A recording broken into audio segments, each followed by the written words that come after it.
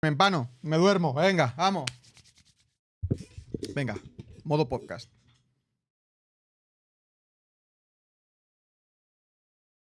Muy buenas tardes, gente, y bienvenidos al tercer especial de este Octubre Rojo, de estos 4 streams que estamos repasando la historia de la Unión Soviética. El capítulo pasado hicimos la Segunda Guerra Mundial,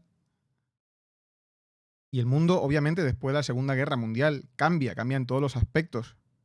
Caen los fascismos, o la mayoría de ellos, son los más importantes. Ya veremos que pues todos, pues quizás tampoco. ¿Por qué? Bueno, pues iremos viendo durante la Guerra Fría por qué algunos caen y otros pues no molestan tanto a según quién, ¿no? Y el mundo entra en una relativa tranquilidad. Una relativa tranquilidad porque aunque parece que todo apunta a que la paz después de la Segunda Guerra Mundial, el conflicto más sangriento de la historia de la humanidad, había dejado millones de muertos, todo indicaba que se había aprendido la lección. Obviamente esto no ocurre así. ¿Por qué? Porque el mundo ya no tiene un enemigo común, que son los fascismos, ¿no? O el mundo, digamos, el mundo democrático, o el mundo democrático estando Stalin también es un poco jeje, pero digamos el mundo que conocemos nosotros o entendemos por el bando que ganó la guerra, que supuestamente no, es el bueno, obviamente, no va a ganar, hubiera sido mucho peor que hubiera ganado Hitler, obviamente, pero como que hay algo que no acaba del todo bien. Hay una tensión que se va acumulando. Y esa tensión se acumula, en primer lugar, porque la URSS está más fuerte que nunca. Stalin está más fuerte que nunca. Pero Estados Unidos se mete a tropel en Europa. Militarmente y económicamente, como veremos más adelante. Y eso hace que la tensión se vaya acumulando. Y si bien, obviamente, la Unión Soviética y Estados Unidos no se pueden ni ver, nunca van a tener un enfrentamiento directo. Así que la Guerra Fría se llama así porque es una guerra que realmente está enfrentando a Estados Unidos o la Unión Soviética, pero nunca se enfrentan directamente, jamás se declara la guerra abierta, sino que todos los conflictos siempre son en terceros lugares. Como ya veremos, os sonará Vietnam, la guerra de Corea, Checoslovaquia, hay tantos sitios donde hay una guerra fría que son, desde que cae Japón en 1945 y acaba la Segunda Guerra Mundial, hasta la caída de la Unión Soviética, hay enfrentamientos indirectos en todos los continentes y en todas las partes del mundo. Estados Unidos había sacado un arma en 1945, un arma que nadie, obviamente, un arma que nunca se había probado en una guerra. Estados Unidos lanza en 1945 las bombas de Hiroshima y Nagasaki. Y hace que Japón entre en absoluto miedo y se rinda sin condiciones. Sin ningún tipo de condición. Japón se rinde después de ver lo que pasa en Hiroshima y Nagasaki, viendo ese horror absoluto que fueron las 2 primeras bombas nucleares lanzadas sobre población civil. Se rinde. O sea, se acojonan. Y Rusia, obviamente, no es imbécil y esto lo ve. Lo ve y dice, wow, cuidado, ¿eh? Y ¿qué es lo que pasa? Que ninguno de los dos bandos, ni Estados Unidos, o el bloque capitalista y el bloque comunista dirigido por la Unión Soviética, quieren un enfrentamiento con bombas nucleares. No lo quieren, obviamente, porque saben que es un desastre absoluto. Que sería el acabose prácticamente de la civilización, porque sería la hecatombe más grande de la historia de la humanidad. Un enfrentamiento a bombas atómicas. El mundo se divide en dos bandos después de la conferencia de Potsdam, donde parecen, sí, muy felices. Veis las fotos, conferencia de Potsdam, y salen ahí Churchill, Truman y Stalin, súper amiguetes, todos con sus trajes, ¿no? Súper coleguitas, todo. Hemos derrotado a Hitler, somos los mejores. Pero obviamente aquí había tensión, y en la conferencia de Potsdam hubo mucha tensión, sobre todo a la hora de dividir el pastel. Alemania queda partida en dos. Berlín queda partida en varias partes, digamos. Son varias partes, pero una parte se la queda la Unión Soviética y la otra, pues Estados Unidos y el resto. Que hará que más adelante, pues por ciertas cosas que pasan, se levante un muro en Berlín y se crea el telón de acero, que esto se crea ya, que es esa frontera ficticia entre capitalismo y comunismo, entre la Unión Soviética o el bloque de la Unión Soviética con el bloque occidental, el bloque capitalista. El mundo se divide por influencias. Todos quieren extender sus sistemas ideológicos y económicos. La Unión Soviética quiere extender el comunismo y el sistema económico comunista, o el estalinista en este caso. Y por otra parte, Estados Unidos quiere extender el capitalismo, influenciando económicamente ellos a través del Plan Marshall que se crea posteriormente. Y de forma ideológica a través de la doctrina Truman, que es una doctrina que crea el presidente de Estados Unidos en este momento, después de la Segunda Guerra Mundial, que es Truman,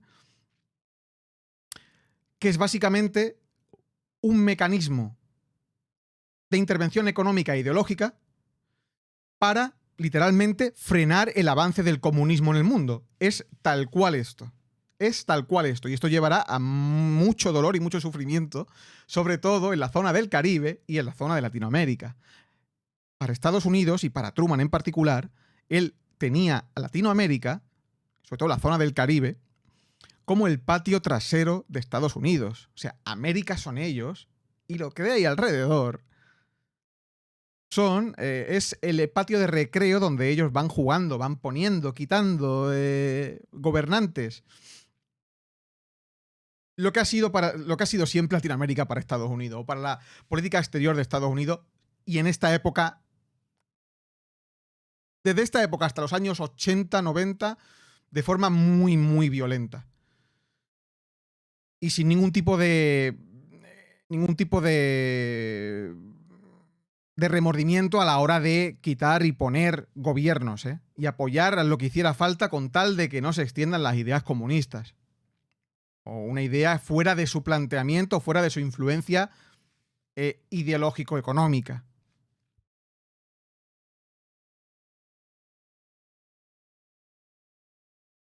Como he dicho, se crea el telón de acero en Europa, que divide Europa en dos partes. Si ustedes buscan en Google el telón de acero, salen 1000 imágenes donde podéis ver claramente la frontera, las zonas de influencia de la Unión Soviética y las zonas de influencia de, digamos, el bloque capitalista. Que se habla del telón de acero, básicamente, como es una frontera ficticia, ¿vale? No es una frontera real, no había un sitio donde tú llegaras y hubiera un cartel que pusiese esto es el telón de acero. No, son fronteras ideológico-económicas.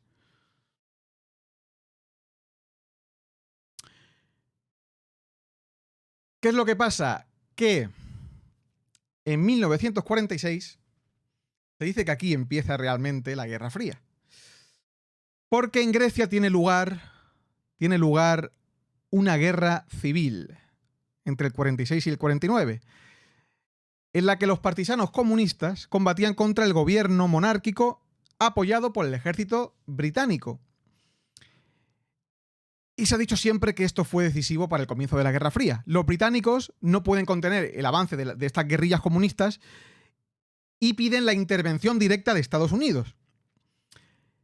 Y Truman, en el 47, como he dicho, crea esta doctrina Truman, que es una doctrina de contención del propio comunismo que marca el inicio de la Guerra Fría. Y obviamente a las guerrillas comunistas lo apoya. Están apoyadas por la Unión Soviética Y este ejército, los ingleses apoyados por Estados Unidos. Entonces ya empiezan los conflictos en lugares de terceros. Pero entre Estados Unidos y la Unión Soviética nunca hay una declaración de guerra entre ellos. No, ellos apoyan la mayoría de veces económicamente, sin intervenir militarmente, o no de forma muy bestia ni muy airada, pero sí que hay influencia máxima económica y apoyo armamentístico. Ya veremos luego cosas que pasan en Afganistán, que bueno, que es bastante curioso de ver, porque tal y como es la situación ahora, ver cómo era hace 30, 40 años, pues entienden muchas cosas de las que pasan ahora, viendo las guerras que se libraron en la Guerra Fría hace 40 años. También se crea la ONU, que literalmente es como ahora, no sirve para absolutamente nada. Pero en esta época, después de la Segunda Guerra Mundial, se crea la Organización de las Naciones Unidas, la ONU, que está ahí pues un poco pues para, bueno, pues tener un lugar donde la gente vaya a hablar y poco más, porque tiene cero capacidad de decisión la ONU. Pues como ahora, básicamente. Pero bueno, está ahí. Se crea después de la Segunda Guerra Mundial en este supuesto de que el mundo iba a ser idílico y maravilloso después de la caída del nazismo, ¿vale? Obviamente ya vemos que no lo fue. La doctrina Truman hace que se cree el Plan Marshall. ¿Y qué es el Plan Marshall? El Plan Marshall es un sistema de ayudas económicas a países afines al capitalismo o a Estados Unidos, ¿vale? Se usa la excusa de levantar países después de la Segunda Guerra Mundial, Francia, Alemania o, bueno, la parte occidental de Alemania, que es la que se queda, el bloque capitalista, o que se queda dentro del capitalismo,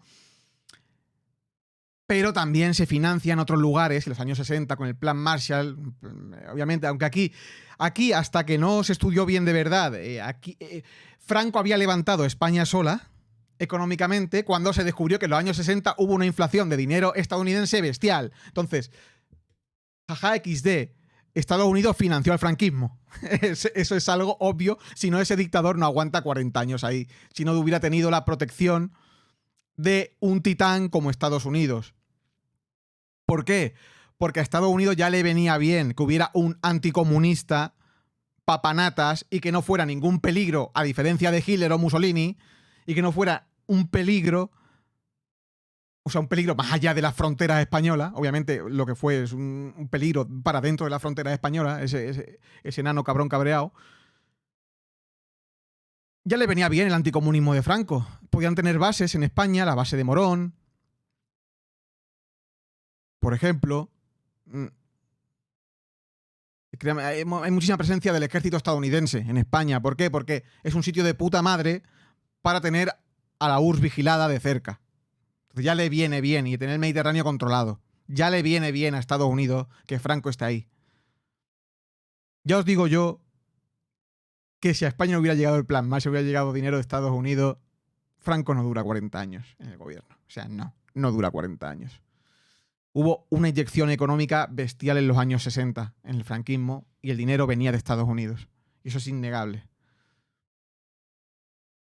Porque España era un país pobre como las ratas y un país destrozado por la autarquía y por la guerra civil que había habido en los años 30.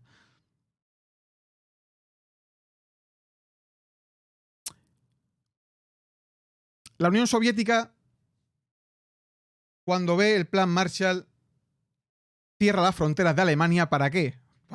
Porque claro, de repente la parte occidental de Alemania, la parte capitalista de Alemania, pues empieza a remontar mucho el vuelo. Y la Unión Soviética no iba tan rápido. Entonces, con miedo no, de hecho hubo muchísima gente de la RDA, que es la parte comunista de Alemania, que huyó hacia la RFA, que es la parte capitalista de Alemania. Huyó muchísima gente en busca de, pues, coño, ganarse la vida en condiciones, porque había bastante pobreza en la parte alemana rusa, digamos, o bajo influencia rusa. Y lo que hace Stalin es literalmente cerrar las fronteras. Cierra las fronteras de las dos Alemanias. Alemania queda dividida en dos partes, pero ¿qué es lo que pasa? Que en la RDA, en la parte comunista de Alemania, está Berlín. Y Berlín, dentro de la división de Alemania, Berlín estaba también subdividida en sí. Y Berlín queda atrapada dentro de la parte comunista. Y resisten con un puente aéreo. O sea, no pueden llevar por tierra suministros porque las fronteras están cerradas. Stalin cierra las fronteras y lo que hace es enviar suministros por puente aéreo. Tanto es así que Stalin no puede parar este puente aéreo, aunque lo intenta bloquear también de manera aérea Berlín, pero no lo consigue.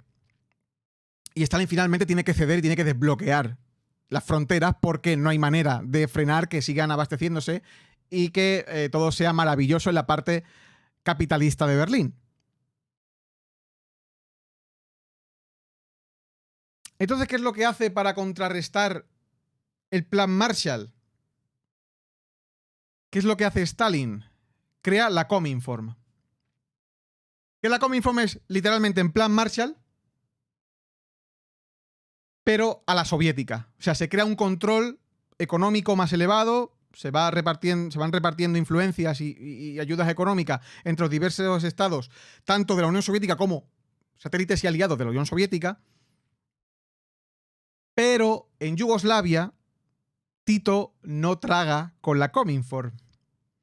Y Tito se va de la Cominform, que esto hablaremos un día en profundidad, del mariscal Tito, se va de la Cominform o se aparta de la Cominform del stalinismo junto a Yugoslavia. O sea, él se queda como mariscal de Yugoslavia, el mariscal Tito, pero se separa de la Cominform. Entonces ahí Tito hace un doble juego donde posteriormente será un lugar clave a la hora de, ya no en la Guerra Fría, que también, pero posteriormente, un lugar donde llegarán conflictos también muy sangrientos y muy jodidos, como es la Guerra de los Balcanes, por ejemplo, que aquí se empieza a macerar ya de forma exagerada. Estados Unidos crea la OTAN también. Funda la OTAN en esta época, la OTAN de la que tanto se habla ahora, que si Rusia no quiere países de la OTAN alrededor, pues la OTAN se crea en este momento.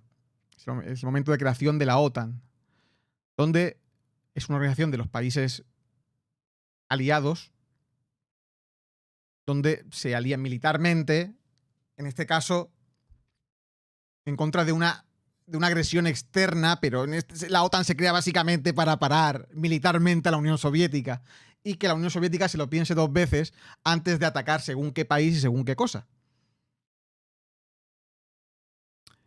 Y tenemos que también mudarnos, en este momento hay que mudarse a China. Porque en China, antes de la Segunda Guerra Mundial, había una guerra civil, pero obviamente la pararon para enfrentarse al enemigo común, que en este caso, en el caso de China, sobre todo fue Japón. Pero claro, cuando la Segunda Guerra Mundial para, la guerra civil china sigue. Y la guerra civil china la ganan los comunistas. Y Mao llega al poder. Con lo que conllevará esto en la historia de China y en las relaciones con la Unión Soviética, que serán de los más variopintas a lo largo de la historia. O de esta parte de la historia.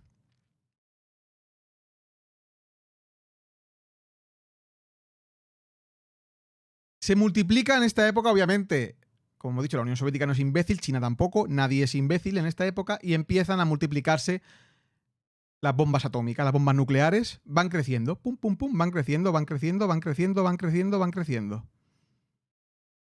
Y todas las potencias grandes empiezan a tener bombas nucleares. Entonces la Guerra Fría es aún más tensa, porque todo el mundo pasa un poco como ahora. Todo el mundo tiene bombas nucleares, pero claro, nadie quiere ser el primero en tirarlas. Y es una tensión que hay ahí, que saben que no pueden enfrentarse las grandes potencias entre ellas directamente porque se matan a bombas nucleares y tienen que seguir pues haciendo eso. Estados Unidos influyendo por un lado y la Unión Soviética influyendo por otro, junto a China en este caso. ¿Qué más? Llegamos 1950. Nos trasladamos a Corea. Corea del Norte contra Corea del Sur. Otro lugar totalmente polarizado. Estados Unidos apoya a Corea del Sur y la Unión Soviética apoya a Corea del Norte. Pero es que también apoyan a Corea del Norte, apoya a Corea del Norte China. Porque la China maoísta, Mao y Stalin se llevaban muy bien.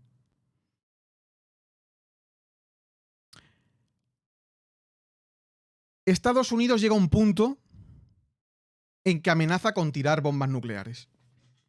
Dice, o esto se acaba ya, o vamos a tirar bombas nucleares en Corea del Norte. Y nos da totalmente igual, vamos a tirar bombas nucleares. Y Stalin se lo piensa, y Mao también se lo piensa. Y tienen que llegar a un consenso,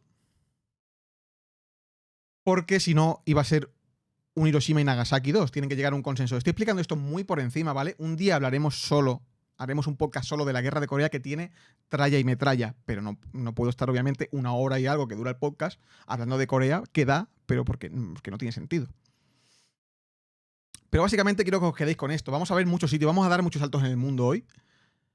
Uno de los conflictos más importantes fue el de Corea, entre el año 50 y el 53, donde ya he dicho, Corea del Norte es apoyada por la Unión Soviética y por China, y Corea del Sur por Estados Unidos. Llega un punto en que invade el norte al sur, luego el sur va remontando, invade el norte, no paran de hacer contraataques uno contra otro, una guerra de desgaste absoluta y desastrosa.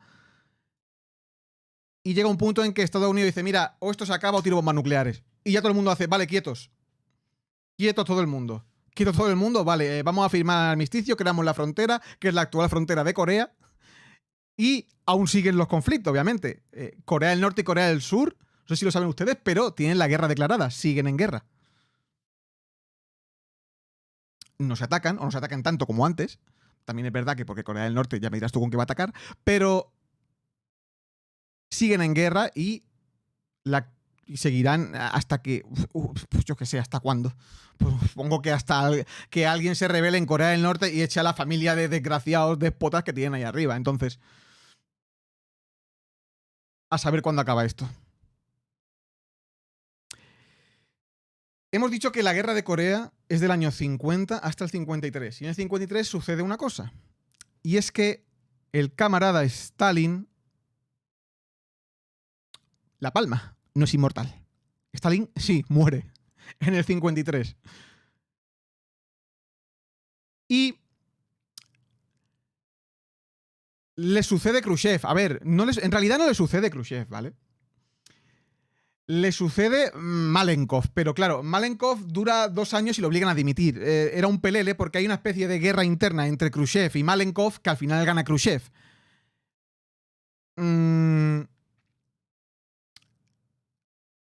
Khrushchev gana esta mini guerra interna contra Malenkov. Malenkov dura 2 años, lo obligan a dimitir, se va, nadie le apoya y llega el amigo Nikita Khrushchev, o como queráis llamarle. Los nombres rusos lo que mola es que puedes llamarle y escribirlos como te salga de los cojones. Todo está bien. Khrushchev era anti-Stalin, era como el lado contrario a Stalin, ¿vale? Malenkov sí que era pro-Stalin, o quería seguir la línea de Stalin, más agresiva, o más intervencionista, y Khrushchev no era tanto así, era más, digamos, más de la vertiente... Es que no quiero decir moderada, porque tampoco es... Khrushchev no es ningún moderado, pero no tan... tampoco. No sé. Esto a nivel interno de la URSS no era como Stalin, digamos, para que nos quede claro. No era como Stalin.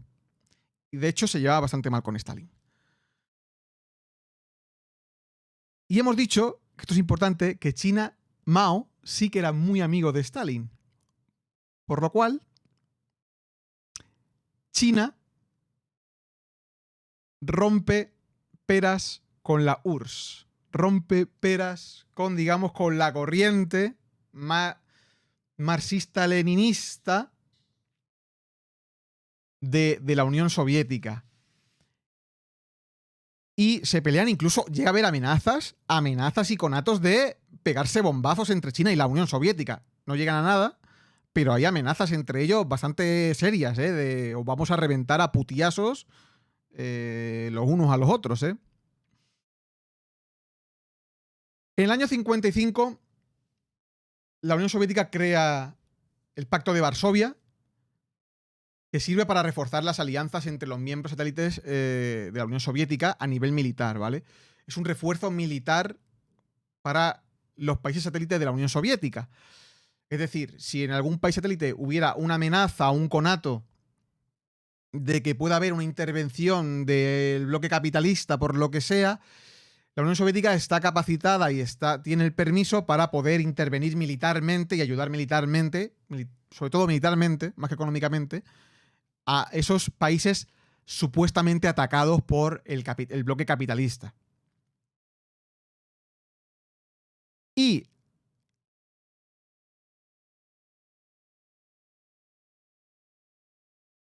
en 1961, perdón que se me ha colado ahí una fotillo, se empieza a construir en Berlín el muro. Khrushchev manda construir el muro de Berlín, que separará ese icónico muro de Berlín que separará la ciudad en dos partes. De la parte comunista, la parte controlada por la Unión Soviética, con la parte controlada por el bloque capitalista. Y es con Khrushchev cuando se empieza a construir.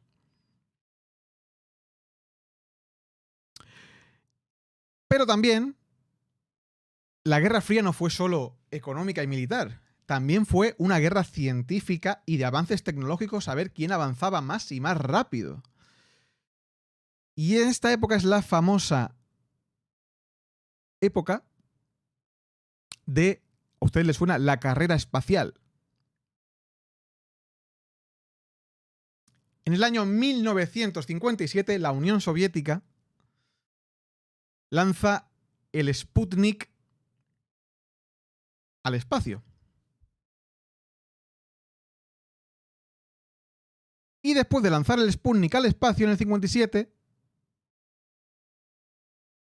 lanza otro cohete al espacio, el Sputnik 2, que este no iba solo, este iba con una perrita a bordo, el primer ser vivo que viaja al espacio, la perrita Laika, que ustedes la buscan y es monísima.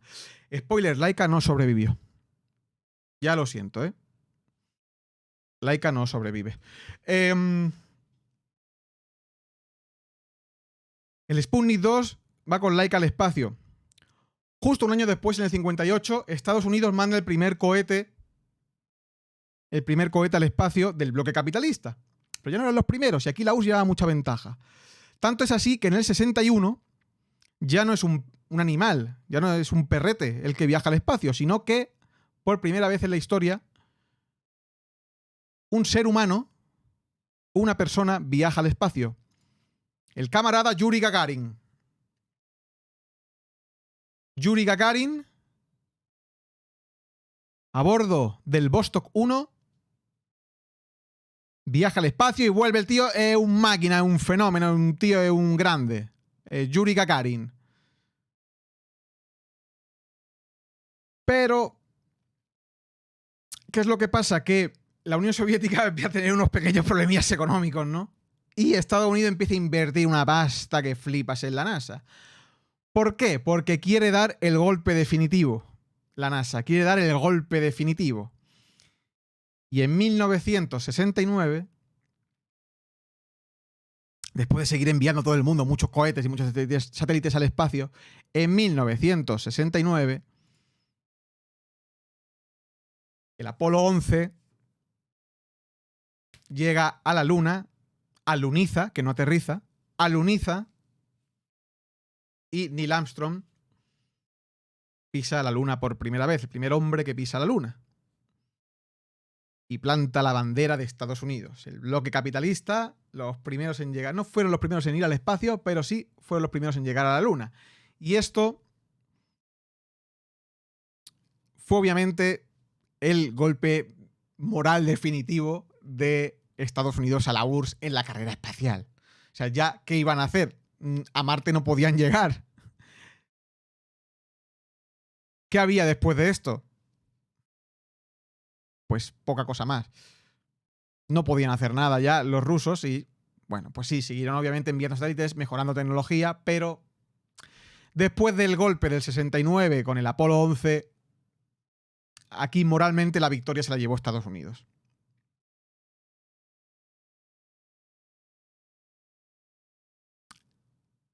Vamos a volver un poco atrás en el tiempo, 10 años atrás concretamente. Vamos otra vez al 59 y nos vamos a trasladar al Caribe.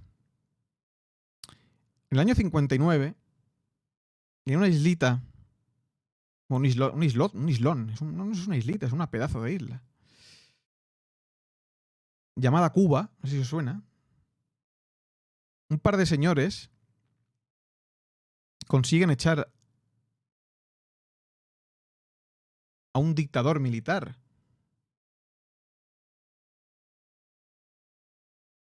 Aquí los tienen, Ernesto Che Guevara y Fidel Castro. Hacen la revolución, echan a Batista y convierten Cuba en un lugar, pues, pro Unión Soviética, ¿por qué no decirlo así, no? Es así. Es la revolución y quien apoya la revolución, es una revolución obviamente popular, es una revolución de clase obrera, es una revolución de campesinos contra básicamente negreros y esclavistas de los campos.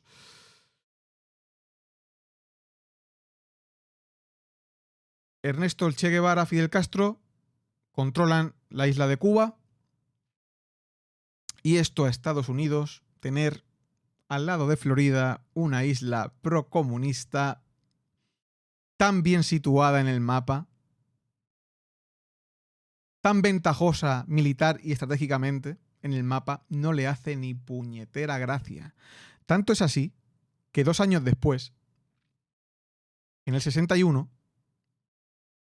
viene una de las mayores cagadas militares de Estados Unidos, que es el fail, la invasión fail de la Bahía de Cochinos, donde Fidel Castro y las guerrillas cubanas, el ejército cubano, las guerrillas cubanas, consiguen frenar el desembarco de Estados Unidos en Cuba, porque Estados Unidos iba de cabeza a invadir Cuba y consiguen frenarlos, obviamente con la ayuda de la Unión Soviética, obviamente, pero así como de tapadillo. Pero consiguen frenar el avance y esto a nivel propagandístico, ya no solo para Cuba, sino para todo el bloque comunista, esto es una victoria de la hostia, haber frenado a Estados Unidos al lado de su casa, porque está literalmente al lado de su casa. Estados Unidos la caga y se retira. No pueden invadir Cuba, se retiran. Y es más, después de esta invasión fail de Estados Unidos, Fidel Castro permite a Khrushchev, a la Unión Soviética, poner misiles soviéticos apuntando directamente a Estados Unidos. Imaginad al señor Kennedy la cara que se le queda. Pero es que cuando hablan de la crisis de los misiles, casi nunca te hablan de que esto también se produce porque Estados Unidos tiene misiles en Turquía apuntando a la Unión Soviética. Pero de esto no te hablan de qué malos son los rusos que tienen misiles en Cuba apuntando a Estados Unidos. Pero nunca te hablan de los misiles que había en Turquía apuntando a la Unión Soviética. Total, que la tensión ahora mismo es máxima. Es el momento de máxima tensión entre Estados Unidos y la Unión Soviética. Es el momento de máxima tensión. Todo está pendiente de un hilo. Faltó el pelo de un calvo, el canto de un duro, para que se desatase la Tercera Guerra Mundial. Y a 2 minutos de la medianoche, la cosa se frena. Consiguen frenar la situación. Tanto Estados Unidos como la Unión Soviética apartan los misiles. Se acabaron los misiles nucleares apuntando a Estados Unidos y a la URSS. Todo el mundo aparta los misiles.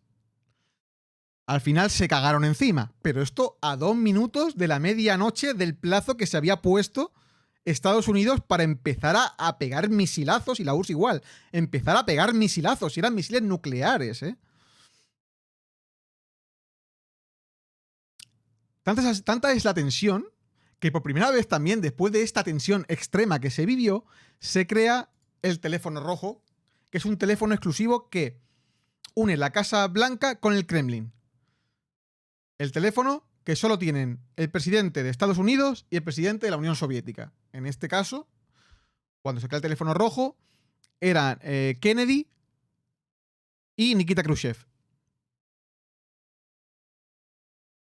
Si no se hubiera parado esto a 2 minutos de la medianoche, el mundo hoy no sería este el que vivimos, 100%, ¿eh? No sería este mundo el que... O sea, sería otra cosa. No sé si no hubiéramos extinguido, algo hubiera... No sé.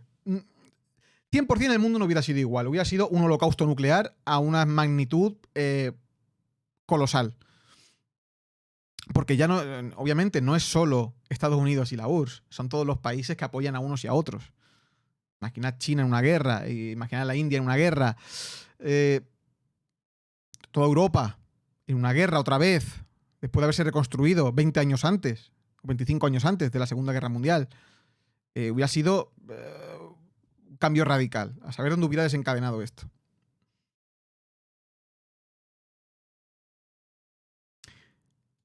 El teléfono rojo une Moscú y Estados Unidos y parece que la tensión baja un poco, parece, ¿vale? Obviamente no es así, sino que se vuelve como una fase previa a la crisis de los misiles, que es en plan, vamos a intervenir en todos lados a todas horas. En Indonesia, por ejemplo, entre el 65 y el 66,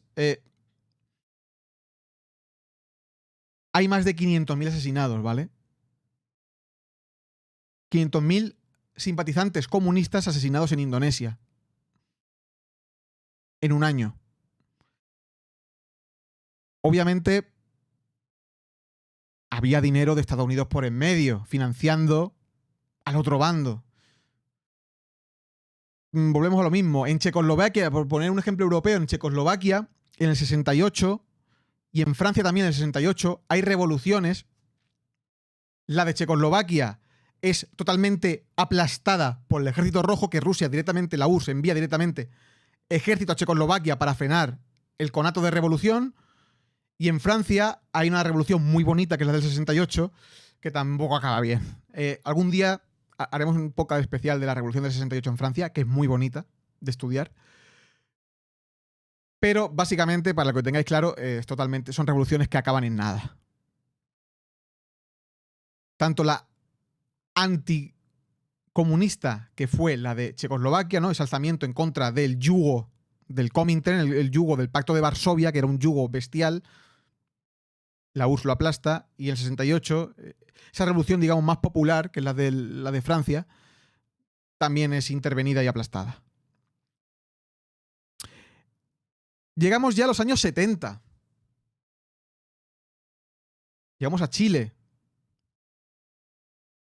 Allende llega al poder. Obviamente, Allende es pro-comunista, de izquierdas. También haremos algo especial de Allende algún día, ¿vale? Pero para que tengáis una idea más o menos básica, Allende es apoyado por un sector también militar, entre ellos está Pinochet, y Pinochet finalmente traiciona a Salvador Allende, pega un golpe de Estado, y un golpe de Estado coordinado absolutamente entre los militares chilenos y la CIA. Y saben ustedes lo que es la CIA, ¿no? Son el servicio de inteligencia, ¿no? De Estados Unidos. Esa gente que pone, quita gobiernos de un sitio y de otro, pues van financiando, según les conviene, en los países de sus patios traseros, según la doctrina Truman, van poniendo y quitando gobiernos, ¿no? La Operación Cóndor le sonará a ustedes de algo. De Chile nos trasladamos al otro lado del mundo y nos trasladamos a Camboya, donde Pol Pot y los Jemeres Rojos dejan en Camboya se calcula 1,5 y 2 millones de muertos, que aproximadamente era una cuarta parte de la población del país muerta. Muerta. De hecho, tiene el deshonroso honor Camboya de ser el país con más muertos sin identificar del mundo. Diría que España es el segundo o el tercero. Uno de los últimos cálculos que yo sé. Digamos, para que nos entendamos todos muertos en las cunetas, ¿vale?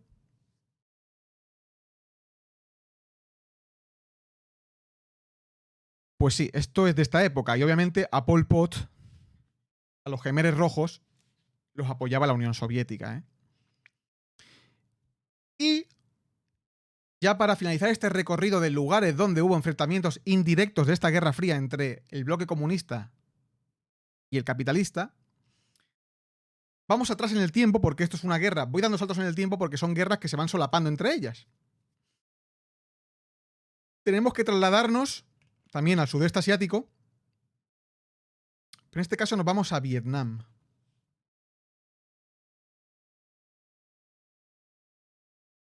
Vietnam. Joder, ¿cuántas películas habéis visto de Vietnam? Rambo. Apocalypse Now.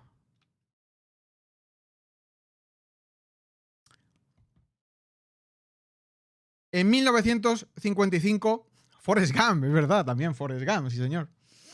En 1955 empieza la guerra de Vietnam. La guerra de Vietnam enfrenta el norte de Vietnam, donde está el ejército, obviamente el gobierno de Vietnam del Norte, y los Vietcong, que son la guerrilla, digamos la guerrilla paramilitar comunista, apoyados por la Unión Soviética y por China, contra el sur de Vietnam, Vietnam del Sur, que están apoyados en otros países, pero principalmente por los Estados Unidos de América, de USA.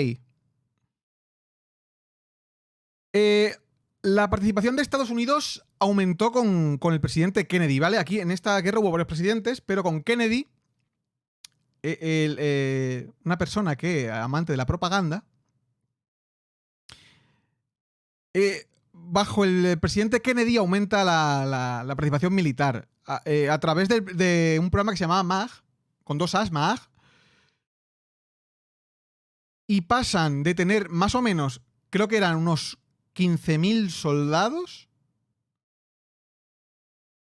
o menos de... Sí, pasan a tener 15.000 soldados en el 63, cuando al inicio de la guerra tenían menos de 1.000 soldados interviniendo. Entonces, es la primera vez que Estados Unidos... no, la primera no, pero una de las veces que Estados Unidos envía más contingente militar y se toma la guerra como algo de seguridad nacional. Como siempre dicen ellos, ¿no? La seguridad nacional, pues sí, la seguridad nacional de esta época para Estados Unidos era que Vietnam del Sur no cayese. Fue un poco también obsesión por parte de Estados Unidos, ¿eh?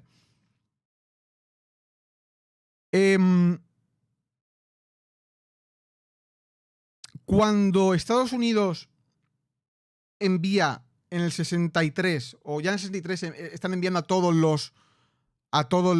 las tropas militares, o a ese gran bloque de tropas militares a Vietnam, China es cuando decide intervenir ya más directamente y va enviando también más armamento y más tropas. Entonces, la Unión Soviética y China respaldan muchísimo más fuertemente, y porque también están más cerca a nivel geográfico, a Vietnam del Norte, de lo que puede hacer Estados Unidos en Vietnam del Sur. Con lo cual, no sé si ustedes lo saben, pero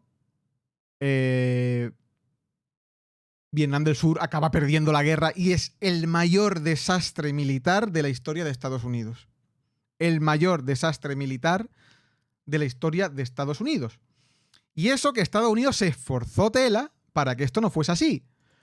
Pero ¿qué es lo que pasa? Que el ejército de Vietnam del Sur no era tan fuerte como el del norte, y es que además las guerras de Vietnam era una guerra a la que no estaba acostumbrado Estados Unidos, que eran las guerras rollo Rambo, en la selva. Y la selva se la conocía la gente de allí. ¿Y qué es lo que hace en un momento dado también Estados Unidos, que le lleva a tener muy mala propaganda, ya no fuera a nivel internacional, sino desde el propio Estados Unidos? Y es aquí cuando empieza a crecer el movimiento hippie, ese no a la guerra, el famoso el eslogan no a la guerra, empieza aquí. Es cuando Estados Unidos, en un momento dado, se le va la puta olla y empieza a calcinar selvas enteras con napalm, pero arrasando con todo lo que hubiera. Niños, hay imágenes muy duras que no he puesto porque son baneables en Twitch, imágenes de niños calcinados enteros. O sea, esto fue una masacre, lo del napalm. Para que lo sepan, el napalm eran bombas, una especie de bombas racimo donde ultra inflamables, que eso quemaba y deshacía todo lo que tocaba. Y eso lo tiran en mitad de la selva. Bombardean con aviones, con napalm, todo lo que pillan y más. Y es una masacre a nivel... Y hay imágenes muy duras de la época, que obviamente son imágenes que el mundo ve. Ya no estamos en la Edad Media. Las imágenes de las guerras se ven en el mundo. Y los noticieros abren con imágenes durísimas de la guerra de Vietnam. Y esto hace que en un momento dado Nixon decida que hay que empezar a replegar las tropas, y Estados Unidos finalmente en el año 73 acaba abandonando Vietnam del Sur. Vietnam del Norte invade el sur. En el 75 acaba la guerra de Vietnam. Vietnam es comunista entera. Y se consuma el mayor descalabro militar de la historia de Estados Unidos. Que esto también haremos. Yo voy a decir cada 2 por 3, pero es que la Guerra Fría da para muchos streams. Entonces, un día hablaremos solo de la guerra de Vietnam, y con imágenes, con citas de los presidentes, de algunos generales, que son muy duras. Es una guerra muy, muy, muy absolutamente dura y genocida. En Irán también hay revoluciones. En Nicaragua el tema de los sandinistas, que tampoco voy a entrar en profundidad, pero lo que he dicho antes, Estados Unidos pone y dispone, va poniendo y quitando, y la Unión Soviética también va apoyando y quitando apoyo según le va conveniendo. Y llegamos a otro punto clave, en 1979, que es Afganistán. Afganistán era zona de influencia de la Unión Soviética, era país satélite de la Unión Soviética. En Afganistán, en el 81 en adelante, ¿por qué? Porque en el 81 llega al poder, posiblemente después de Truman, la persona más anticomunista que ha tenido de presidente de Estados Unidos. Por lo menos hasta la fecha, que es Ronald Reagan. Ronald Reagan es un anticomunista declarado, o sea, es el prototipo de cowboy, ¿vale? O sea, de cowboy tejano. Tú ves a Ronald Reagan en fotos y es un prototipo es un Donald Trump, pero a lo aún más macho estadounidense. Y Ronald Reagan decide hacer una cosa fantástica y maravillosa, que ahora ustedes dirán, hostias, ¿en serio? Pues sí, en serio. Decide apoyar económica y militarmente a los talibanes en contra de la Unión Soviética. Los que arman a los talibanes, sí, a los mismos talibanes que luego tuvieron que ir a desarmar, o que están desarmando, que aún siguen allí, es el mismo Estados Unidos. Estados Unidos fue el que armó a los talibanes y el que apoyó económicamente a los talibanes. Y de aquellos polvos estos lodos.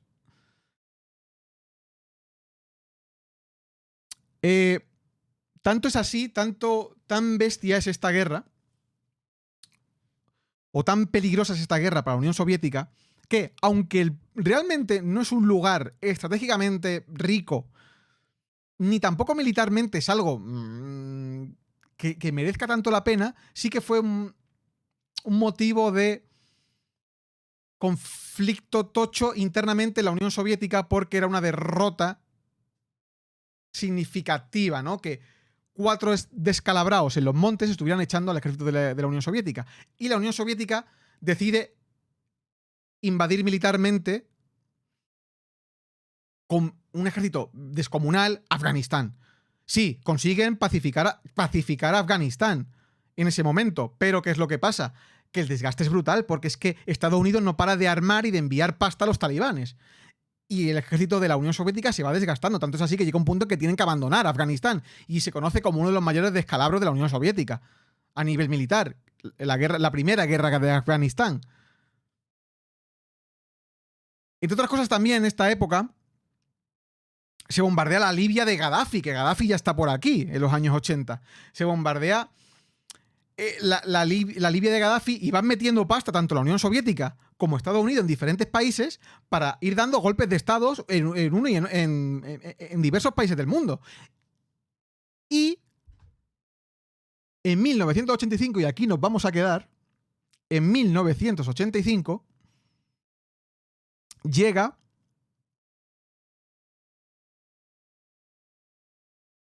a la Unión Soviética una persona muy querida por el sector comunista del mundo, que es Mikhail Gorbachev. Pero aquí vamos a dejar este capítulo porque esto lo hablaremos en el cuarto y último episodio del Octubre Rojo. Tratará sobre la caída y el colapso de la Unión Soviética. Que si aquí bien ya llevaba pasos agigantados, con Gorbachev todo se acelera a un nivel descomunal. Entonces, si os parece bien, si queréis, podemos ir leyendo algunas preguntas del chat, que las leeré yo con el nombre y en voz alta para que la gente que esté escuchando esto en iVoox no se vuelva loca. Y si queréis aportar algo, lo que sea, es el momento de aportar. Ya lo dejaríamos por aquí hasta la semana que viene.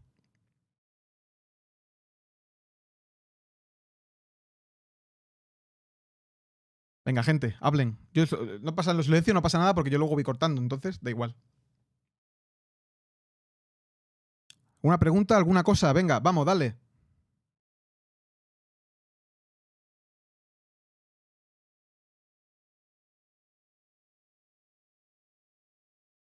Dice José, ¿lo de los 2 minutos a la medianoche tiene algo que ver con el reloj del juicio final?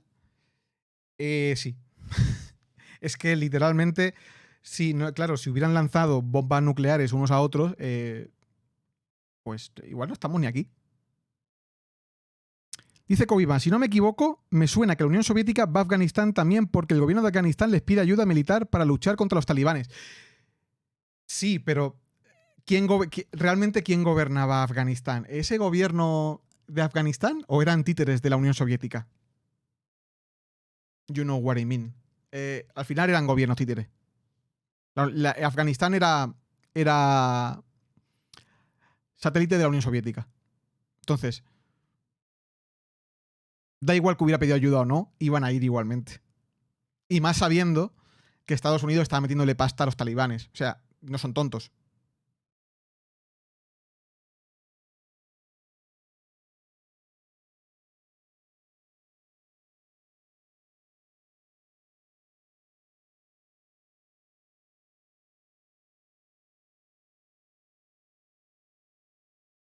Pregunta Oeris, ¿cómo llegan el Che y Fidel a hacerse con el poder? ¿Recibieron ayuda externa? Sí. Obviamente de la Unión Soviética. Obviamente de la Unión Soviética, sí. Hubo ayuda, tanto económica como militar. Bueno, el Che, no sé si lo sabéis, pero el Che, un día hablaremos solo del Che. Yo sé, el podcast de un día hablaremos solo sobre esto. Del Che hablaremos un día solo sobre el Che. Y ya veréis que el Che no solo estuvo en Cuba, estuvo en muchos sitios, ¿eh?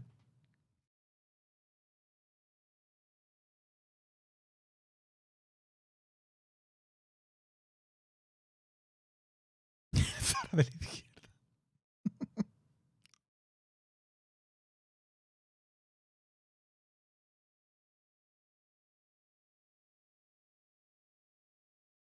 Dice Berry, ¿quién diría que después de todo el movimiento antiguerra de Estados Unidos durante la guerra de Vietnam se convertiría en todo lo contrario después del 11 de septiembre? Es otra generación, pero es sorprendente el apoyo que tuvo, así es. Sí, es bastante curioso. El no a la guerra empieza en Estados Unidos. O sea, el movimiento no a la guerra. O el movimiento hippie, vaya, detrás. Y los traumas de guerra de Vietnam, que voy a decir mi frase, veremos en algún podcast. Los traumas de guerra, hay declaraciones de militares que son absolutamente terroríficas, ¿eh? Son absolutamente terroríficas, ¿eh?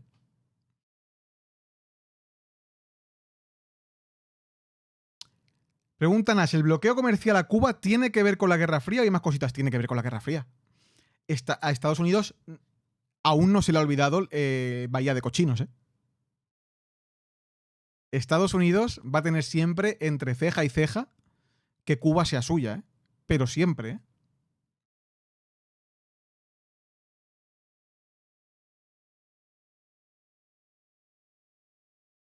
Fidel recibió apoyo de Estados Unidos al principio hasta que destapó sus intenciones reales para Cuba. ¿Sabes algo? Sí, sí, sí, sí. De hecho, el Che estuvo en Estados Unidos estudiando también y dando conferencias en Estados Unidos, ¿eh? Lo que pasa es que, claro, lo que acabo de decir, em, si bien tanto, sobre todo el Che es formado en Estados Unidos, o una buena parte del Che también es formado en Estados Unidos, el apoyo se desmorona en el momento en que Fidel y el Che se dan cuenta de lo que Estados Unidos no quieren que haya una revolución popular en Cuba, lo que quieren es controlar Cuba. Y es cuando la URSS dice hello there. Y entonces cuando ya, pues bueno, pues se desata la wea, ¿no? Bahía de cochinos, los misiles apuntando, etc.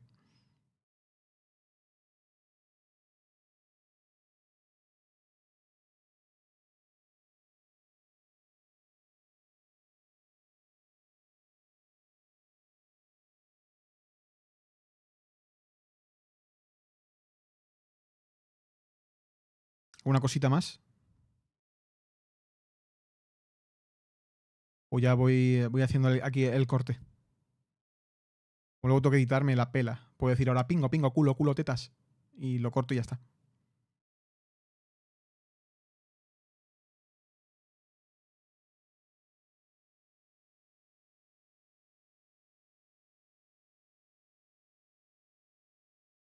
Lo de los misiles es una cosa bastante graciosa y extrapolable a la guerra de Ucrania ahora. Sí.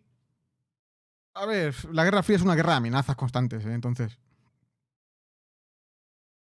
Botará te pregunta, ¿qué ambiente había en Alemania, Berlín, con todo el tema de bloqueo con el cerramiento de fronteras? Pues imagínate. Hay una película muy buena. Ay, ¿cómo se llama? Ay, hay una película muy buena que es meme, pero si la piensas profundamente no es tan meme. ¿Cómo se llama? Esta señora que se despierta y su hijo le hace creer que aún que Goodbye Lenin. Buah, es que es perfecta para describir el Berlín de la época. Goodbye Lenin. Tenéis que ver esa película si no la habéis visto. Es buenísima.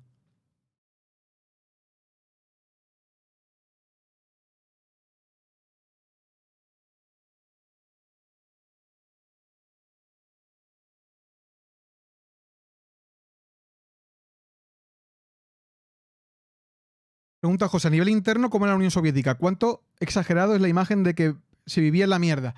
Se fue viviendo en la mierda según fue avanzando. Sí que es verdad que ese boom económico que hubo con Stalin después de la Segunda Guerra Mundial, donde la Unión Soviética era una pisonadora militar y económica, se fue desinflando cada vez más, ¿eh? Con Khrushchev aún aguantó, pero luego ya con Brezhnev y con los 48.524 presidentes de la Unión Soviética que hubo, antes de Gorbachev, pues fue bastante desastroso todo.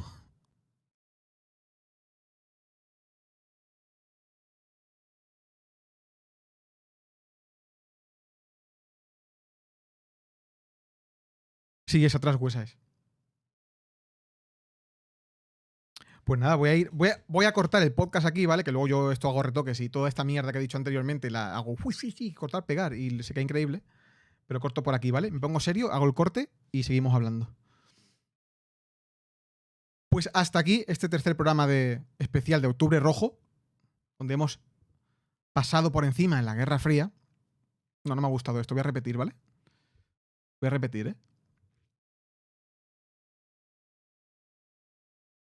Venga, ahora, empiezo ahora, ¿eh? Ahora va en serio, despedida en serio. Como puedo editar, me suelo los huevos. Esto es lo guay, ¿no? De saber recortar audios, ¿eh? Pues sin más, hasta aquí este tercer especial del Octubre Rojo, donde hemos diseccionado un poquito por encima la Guerra Fría, y espero veros la semana que viene por aquí para ver el desenlace, ¿no?, de este Octubre Rojo, que va a ser la caída y el colapso de la Unión Soviética de la mano de el amigo y amante del vodka, Mikhail Gorbachev, y sus homólogos en Estados Unidos, que, bueno, también tenían fama de que le gustaba bastante la fiesta y el bebercio. Clinton. Sin más, hasta la semana que viene. Muchísimas gracias. Y a leer mucha historia. Venga, sigamos hablando. Esto lo corto aquí, que la que flipas, cabrón.